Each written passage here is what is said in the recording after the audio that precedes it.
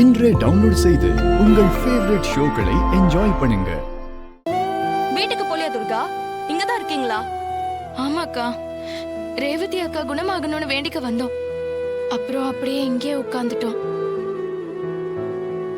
அம்மா துர்கா, நீங்க 2 பேரும் ரேவதியை பார்க்கறதுக்காக ஆஸ்பத்திரிக்கு போனது, அங்க உங்க அம்மா கோவப்பட்டு உங்க 2 பேரையும் அவமானப்படுத்தி வெளியே அனுப்புனதா இப்பதான் ரோகிணி என்கிட்ட சொன்னா.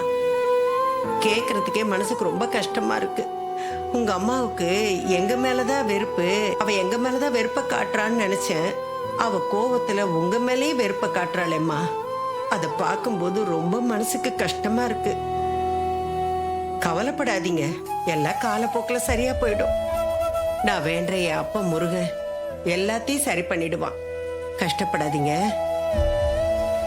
அக்கா, ரேவதி அக்கா இப்ப எப்படி இருக்கா?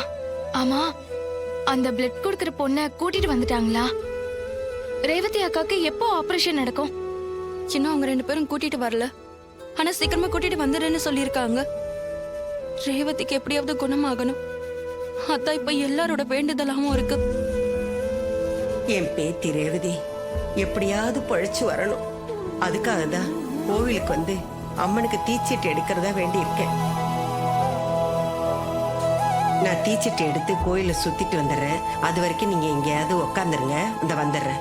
பாட்டி, அப்ப நானும் உங்க கூட தீச்சட்டி எடுக்கிறேன். வேண்டாமா கண்ணு, கல்யாணம் ஆகி 3 வருஷம் கழிச்சு இப்பதான் நீ உண்டாயிருக்க. இந்த மாதிரி நேரத்துல நீ ஜாக்கிரதையா இருக்கணும்.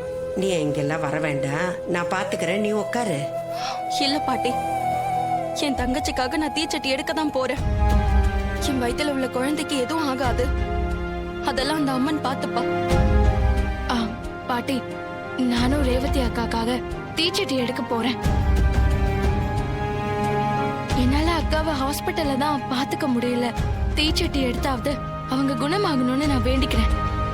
அப்ப ரேவதி நல்லா ஆகணுங்கிறதுக்காக நீங்க எல்லாரும் தீச்சட்டி எடுக்கிறீங்க. சரி வாங்க போவோம்.